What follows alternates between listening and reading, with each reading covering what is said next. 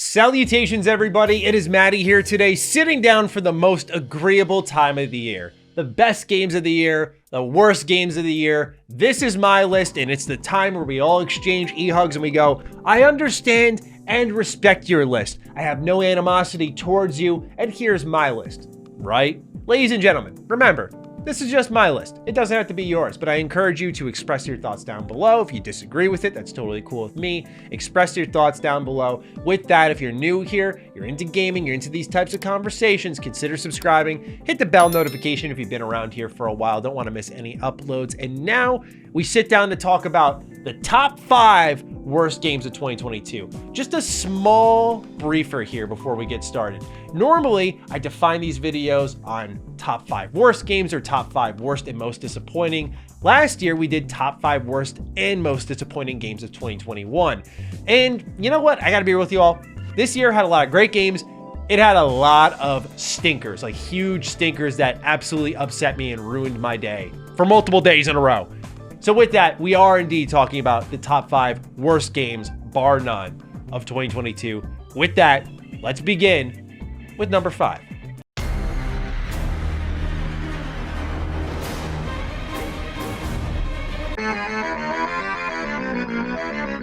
If I have never seen a better opportunity for a studio to have success and to see it all squandered, oh my gosh.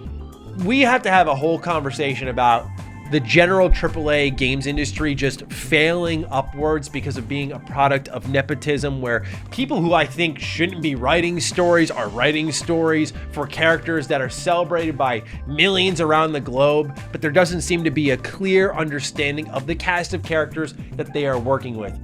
WB Montreal hasn't released a video game since 2013 with Batman Arkham Origins. And in that case, it was a bit of what you'd call the New Vegas syndrome, right? They were handed all of the tools to build a whole game with, and so they made everything with what Rocksteady had provided them, plus some stuff that had been added on top of their own, like the new detective mode. And that was cool. In fact, I think Arkham Origins is extremely underrated. I love that game. So I was excited to see that they were taking another crack at the Batman universe. Although it took a while, like 9 years a while.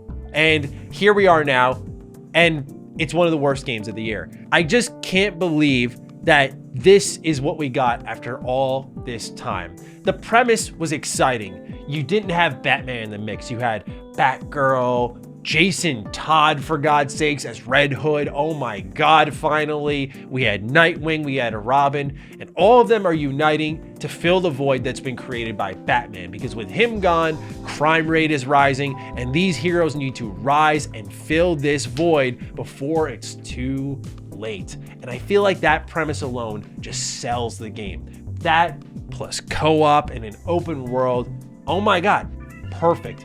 But when you play the story, and you start to see the cringe-inducing dialogue. I know cringe is the internet's favorite word, but some of these characters and these interactions and these encounters are so poorly written. I just can't believe they crossed the finish line. Fire alarm! Die! Die! Die!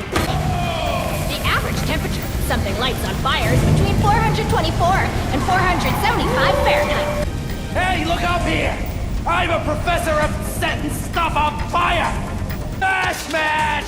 Smash match! It's moments like those, or when characters that should know more than they actually do are wildly inconsistent from scene to scene. There was no cohesion between the writing team on what was happening with one character in one scene versus another. That's a sign of disorganization, where in one moment, Robin is the clueless kid who's just way in over his head, and then another time, he's ahead of the entire group, cracking the code before they even have an idea of what's happening. And that's them probably trying to represent Robin's potential, but it totally, completely, wholeheartedly misses the mark. And this is throughout the entire game, as they never truly unite the Bat family, but instead make them 4 individuals all out on the same mission, instead of bringing them together for multiple cutscenes. From design to direction, it's just a mess, because even the video game design part of it all just falls apart the second you lay your hands on it. You could tell this was a game set up to have monetization that was then gutted based off the response of more than likely Marvel's Avengers. They saw that and went, no, we're out. Sorry, but we're not messing with that one. And they dug their own grave anyway, because you can see with the random materials that you pick up all around the world. I don't even know what half this stuff is, but you'll get thousands of it. And then you'll invest it all into equipment that does minimal gains, and they start to level gate you from content. Not only that, but to progress in the actual main story, you have to complete all these weird random challenges. And get this, to glide around the open world, you have to complete the knighthood challenges. 4 of them, in fact. So you can't just do it once and have it for Batgirl and Robin and Nightwing and Red Hood. You have to do it for each of them, which requires an insane amount of grinding as well. Who in their right mind thought it was like 2012 where people thought it was a great idea even then to start grinding to complete the main story when you're not really like a JRPG at that point? Like, that's the only genre that could get away with it. And even they have somewhat grown out of it. Just, again, Batman Gotham Knights was a staggering failure as a game that I was quietly excited for. Like, I thought it had potential, and I was certainly a believer in WB Games Montreal, but they missed the mark on this one here. Number 4. Really excited to see how this one goes with y'all. Mario Strikers Battle League.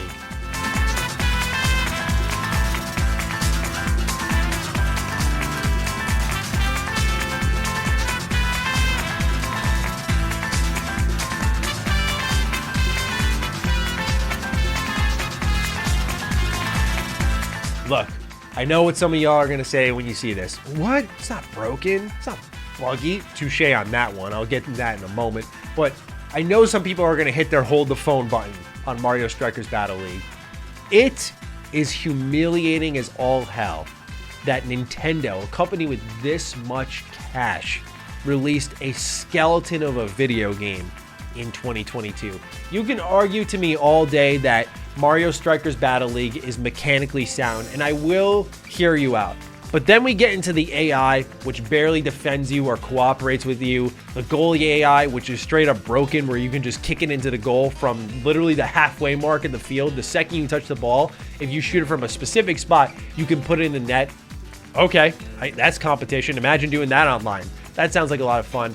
You can try to argue to me the mechanics are there, but they are not capitalized upon enough. They are not polished enough, and the rest of the game falls apart because there's very little there. When you fire up Mario Strikers Battle League, you're gonna see everything this game has to offer in about 30 minutes, maybe, if you bounce around quick enough. And I know the thought also may be, it's a sports game. I mean, come on, Matty. This is an arcadey sports game, and it should have more to offer. It's a sign of consistency from Nintendo that really began with Mario Tennis Aces, and we've noticed with each sports game, they've whittled off a little bit more. Then Mario Golf comes around. A little bit more was whittled off, but the post-launch support was excellent. I thought the core product was good enough, where what was there by the end of the year was pretty fantastic.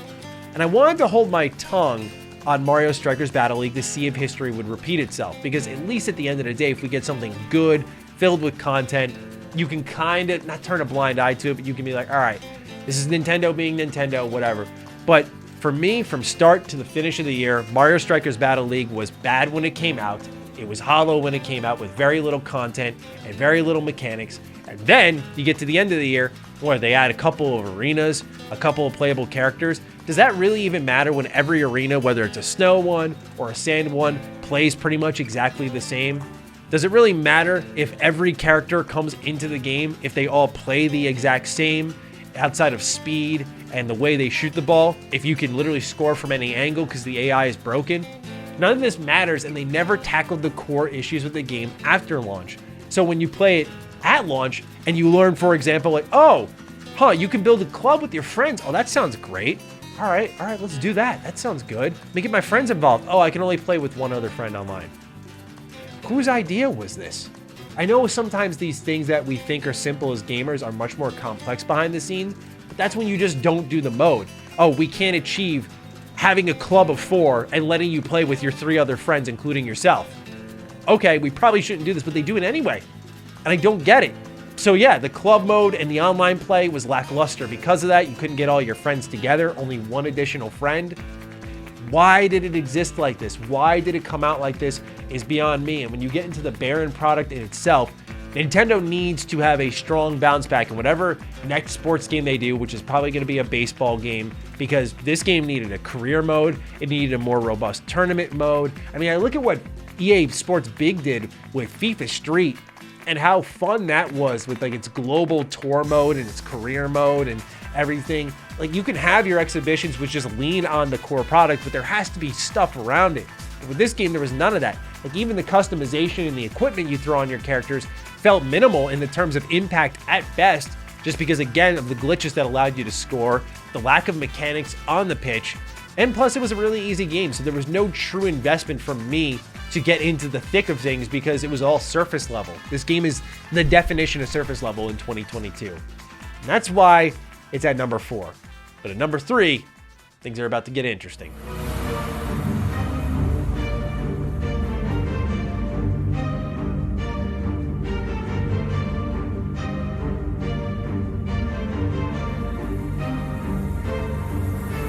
It's pretty rare that you see a game that comes out this year and in the same year it's confirmed that the service is done and that it'll be shut down the following year. On the 1-year anniversary in February, Babylon's Fall will no longer exist. This is a game that had that doomed from the start type of stink on it.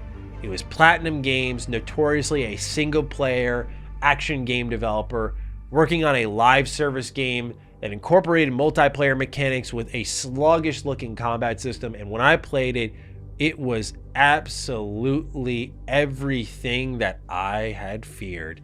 It was downright bad, from its presentation, which looked like a muddied up PS3 game, all the way to the hallmark combat that we've come to know them for, that you may have been reminded of when you play Bayonetta 3. That's absolutely missing here. There are hardly any cooperative elements that involve you teaming up together, and it just shined a light on how Platinum was out of sorts here, and I really can't fully blame them here from the outside looking in as a commentator of the industry, because this had Square Enix's smell all over it as well, pushing a developer into live services. They chased down those types of business avenues, and NFTs as their entire Western division continues to flounder and they eventually sell it off. Like, Square Enix seemed like outside of Final Fantasy XIV, they were strapped for cash and they needed a real winner somewhere. So they did their Marvel's Avengers and turned that into a live service game. They did their Babylon's Fall and tried to do that as a live service game, not recognizing that just letting developers do their thing and having the game speak for themselves, like maybe with Nier Automata, can yield you quite a bit.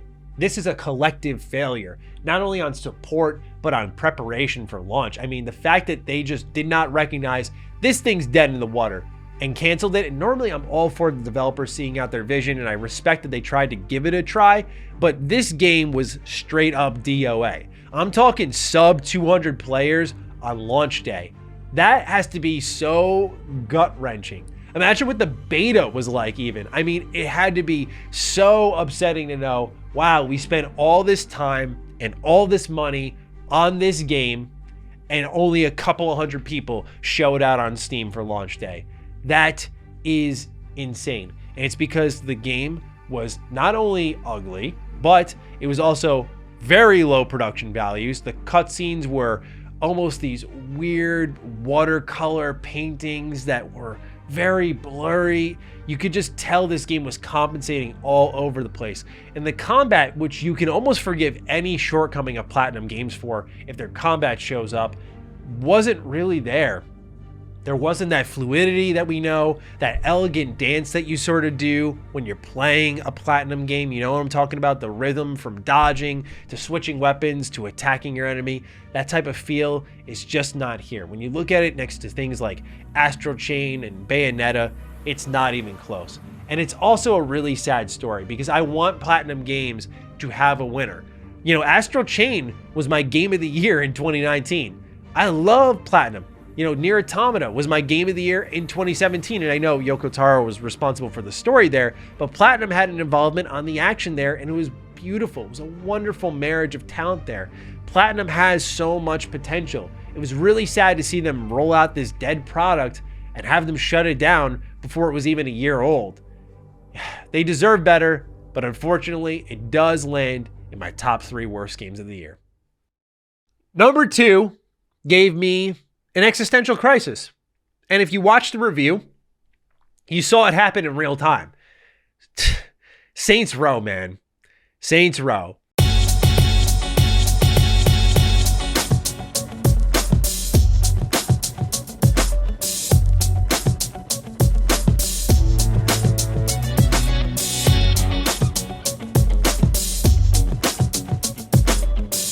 This was one of those games that was an eye-opening experience in the worst way possible. Look, I have a very blessed life. I absolutely recognize that. But when you sit there and realize that you've spent 30 hours plus of your life on a video game that you just hated every step of the way, and I use hate sparingly on my content. You can go ahead and watch how often I use it.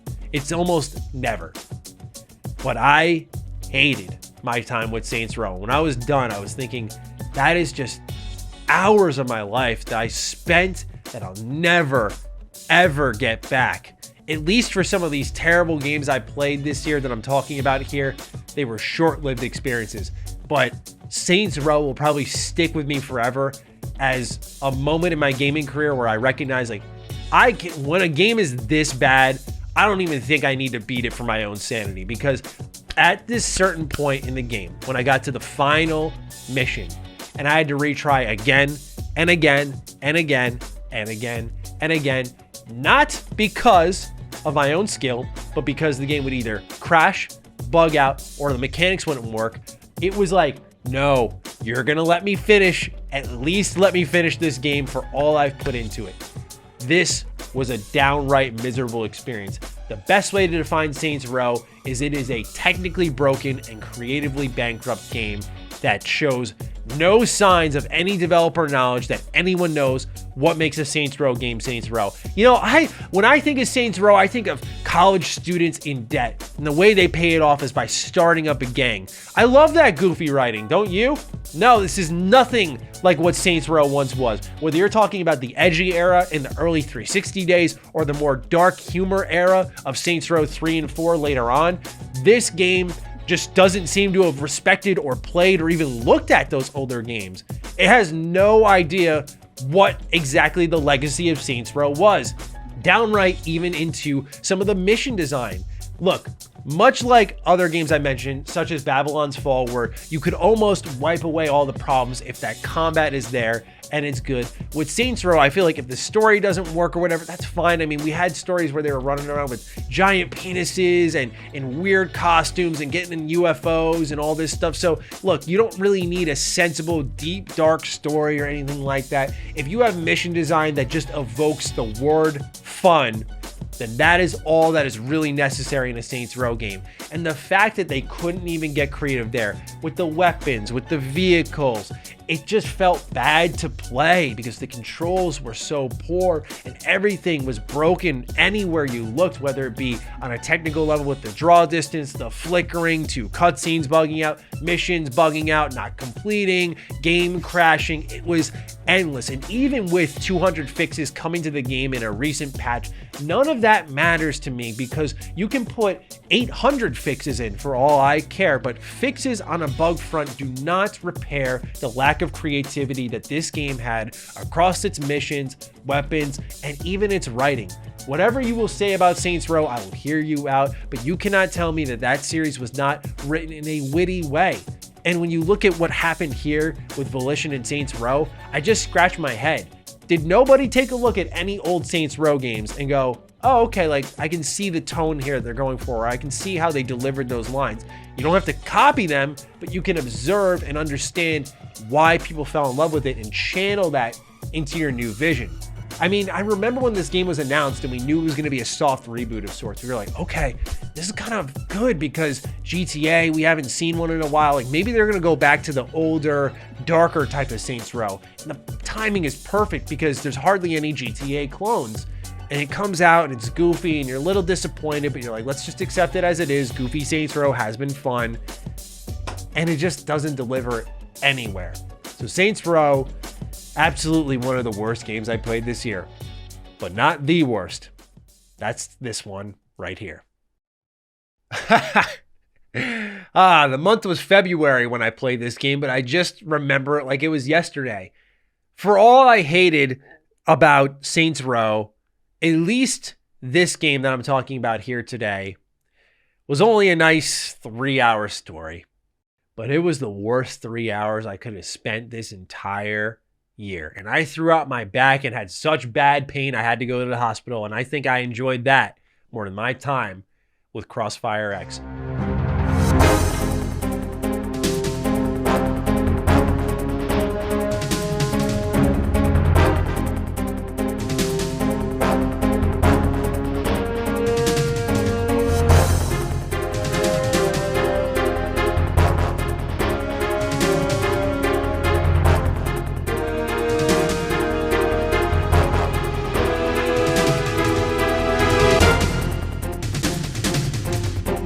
Crossfire X is without a shadow of a doubt the worst game of 2022. It was a game so bad that while this has not ever been proven factually, it was not available on Game Pass to download until 4 days after its launch, a phenomenon that never occurred before or after this game's launch. Xbox did not want you to find this game. Downright seeking it out in the store, buying it and downloading it alone was a complex process. And when that happened, oh, my sadistic side came out. I went, what are you hiding from me, Xbox? Because a lot of fans were excited, right? This harkens back to the shooter box days where Xbox just was the home of FPS. When you had Remedy Entertainment, the developers of Alan Wake, as well as Control, heading up the development of a first-person shooter campaign here. Honestly, there was a lot of excitement there. Where would the story take us in all these crazy ways? What would the gameplay be like? Oh my word. I wish I could replay it just to re-experience all those emotions for the first time. Look, I never use this word, but I think the downright design of the levels to the gameplay in Crossfire X was wholeheartedly lazy. And we haven't even gotten to the busted multiplayer when I played it. But Crossfire X, there were moments in the mission where there was electricity running through rocks. Like there was no level of thought of, there's no visual continuity here. Like, what if a player comes across this and sees the electricity going through rocks? How does that work, man? But the game just doesn't care to explain itself on even the most minor or major details. Given its 3-hour story runtime, it leaps over everything, every bit of character development, and so it just feels like you were getting shotgun blasted in 8 different directions as characters speedily move from villain to hero to villain to arch nemesis. It is absolutely insane. There are character deaths that just happen out of nowhere. It's almost worth the playthrough because it's so bad. In fact, scenes again lack so much thought and detail that, for example, when there is a bobby pin on the floor to lockpick your way out of some handcuffs, and your handcuffs are up here and you're wrapped around a bar in a school bus and they're on the ground there, and the only way you can reach this flat thing on the ground is with your foot, and somehow the camera cuts away and it comes back and your character's got it in its hands, the game just expects you to be a moron. And to me, that's disrespectful to the player, that you've created something where you think they are going to be too dumb to not notice. Note this word here that's been popping up a lot this year, buggy nature of the AI. Look, we need to emphasize that the AI has to be smart in these games. We have to focus on what is attacking the player as much as what the player can do. If the player has all these mechanics, but they're getting harassed by bad AI, or in this case, non-existent, where they just stand there and look at you, hey, what's up, man? Oh, am I supposed to be shooting you? Right. My bad. I forgot that was my part here in this whole thing. Yeah, like, it just doesn't work. It's anti-Todd Howard energy. It just doesn't work here in this game. So Crossfire X broke my spirit, but it was in a great way. It was a fun time because I was like, wow, this is just terrible. And it is so bad that they didn't even want to give it away as a part of your subscription service until all the coverage faded out. And then they went, oh, we found out why it wasn't there on Xbox Game Pass. I got a kick out of that one. And then leaping into the multiplayer, just out of sheer curiosity, I know some have posted on the Xbox Reddit that, oh, it's kind of coming together. I don't care. When I played it, this thing was bare bones COD 4 wannabe. But it didn't have any of the control and fluidity of a Call of Duty game, and that's hard to match. But even beneath that, going for a level just a bit lower than that, it wasn't there. From the campaign to the multiplayer, just the way the gunplay was janky. Janky at its worst. I can appreciate jank in some RPGs and stuff. You all know that already. Like, I love Greedfall. But this game felt atrocious. But again, the story nonsense here is so funny. It was the only game in my entire career that I sat down and spoiled from front to back to break down why it was so bad. Because I said, you are not going to play this, and you are not going to want to play this. Here's why. It was the most unique review I think I've ever had to craft for a game I didn't like. And I didn't even do that for Saints Row. So ladies and gentlemen, those are my top 5 worst games of 2022. I leave it to you now. What do you think about my list, and what is yours? Fire away down below. Other than that, follow me on Twitter, follow me on Instagram. Those links are in the description down below. And a big thank you to all the patrons, all the members who continue to support the content here. Stay sexy, stay active. I love you all. Peace.